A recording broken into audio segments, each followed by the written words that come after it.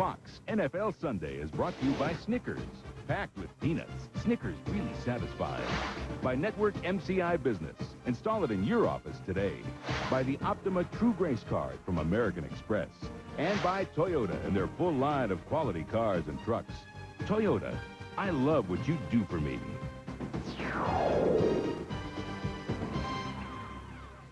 All right, one of today's big games, undefeated Miami at Minnesota, features pro football's all-time yardage leader in Warren Moon versus the NFL's leading active yardage producer, Dan Marino. Moon, of course, generated some of those yards while playing in Canada. Has all the makings of a real shootout, and our Eric Clemons has the lowdown live from the Metrodome. Eric? All right, James, anytime you get the two guys that reach the 30,000-yard career passing plateau faster than anyone else in NFL history, they deserve some headlines. But both Marino and Moon might have to take a backseat to the defenses this afternoon. The Vikings come in with the league's 4th overall rated unit. The Dolphins, despite injuries, rate number 1 against the run. There's also some bad blood between these teams. It dates back to August 26th, a preseason game here at the Metrodome between the two, where the Dolphins accused the Viking defenders of taking numerous cheap shots at their quarterbacks. It was not true. It's not true. We're just out here to play football hard as we can. And that's all we're going to do.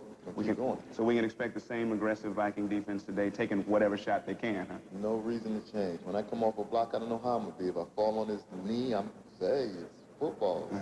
It's not, you know, a basketball game or tennis. It's a contact sport. That's what we're here to do. Make some contact. All right. Okay. The Dolphins, of course, we didn't mention earlier, ranked last in the NFL against the pass. That's directly related to injuries. Troy Vincent will be out again this week. Also, Gene Atkins, the free safety, will miss the game this week. But good news, Dwight Hollier, the starting middle linebacker, is in uniform. However, Brian Cox will get the start in the middle once again this week. That's the story from here at the Metrodome. Now let's go back to our Hollywood studios and James Brown. JB? All right, Eric, and no cheap shots from me. I like the corporate look that your wife has you in today. Thank you very much. All righty, right now, in today's RSC Playbook, we tackled the tough Viking defensive line. Terry and Howie are standing by at our own Fox Field to talk about what Howie believes is the best defensive tackle tandem in the league. Give me a ball. Thank you, sir. No contact between me and you. All right, big guy? How much are they going to protect these quarterbacks? Tell me about this Henry Thomas. You like him? I'll tell you what, I love Henry Thomas and John Randall. These guys, in my mind, are the best defensive tackles in football. Normally, these sacks come off the corner. That's usually where the skill guys are. I like to call them skill guys. Clyde Simmons, Reggie White. Henry Thomas and John Randall are two great defensive tackles. They cause a number of problems. I'm going to show you Henry Thomas here looping around the offensive guard, showing great athletic ability. He's going to loop around the offensive guard, get the sack, cause major problems for offenses. They have to account for these two guys, 3, 4 blockers at a time. Henry Thomas and John Randall are the best defensive tackles in football. One of the really interesting things you'll notice today, folks, when you watch the Viking-Dolphin game, I talked to Tony Dungy, the defensive coordinator. Have a hold my ball, will you?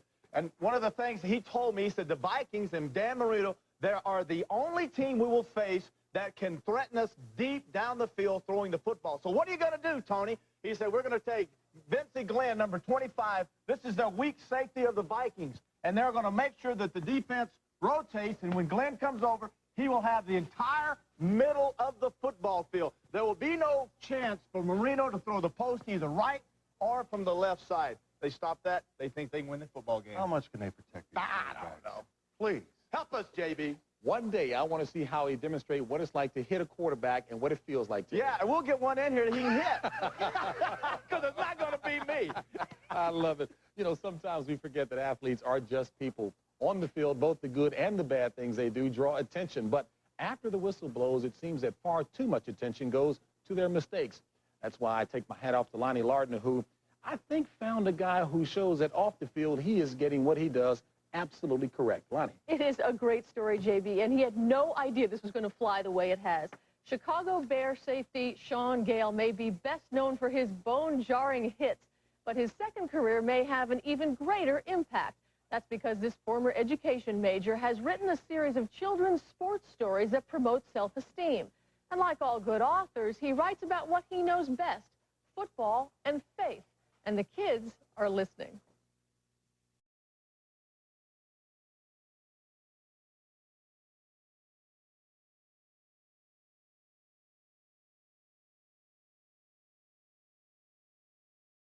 An astronaut. A doctor. A football player. The unfettered optimism of youth, the feeling that no goal is out of reach. Sean Gale's 11-year NFL career is proof that determination can keep those youthful aspirations on track. That's the message he brings to young dreamers today. Everyone thought the little guy was way too small, but he didn't let that stop him from playing football. He said size is not important, and it won't make you a man. It's what's in your heart that tells you if you can't or if you can. Late one night last year, Gale wrote The Little Quarterback. This was spontaneous, this inspiration? Strangely enough, it was. It was the night before a game in a hotel room. I could be doing a million other things, and I just started to write a story. Months later, Sean Gale's sports tales made their way to bookstores and classrooms. People jumped up and down. The cheerleaders, the band, almost the entire town. The biggest message is to believe in yourself, that you may not look the part, that people may tell you that you don't fit in because you're not strong enough or good looking enough or cool enough. And it comes down to just setting the standard for yourself and not letting someone else do that. I don't care how many touchdowns you score. I don't care how many people you knock over, how many great hits you have. You can only do so much of that. But what Sean is doing is building a foundation that you can put underneath the kids, and something that the kids, when they get to the bottom, they can spring up from. I'm wondering if you think that writing these books can make a significant dent. I need to try. If I can incite someone else doing something to help someone outside of their situation, then that's all I can ask. Now, Sean feels that if his work brings about just one meaningful discussion between a parent and child, he will have succeeded. Interestingly, JB, he doesn't have any children, but he gave the books to Mike Singletary's kids, all 5 of them. They loved it, and Mike says he reads them himself.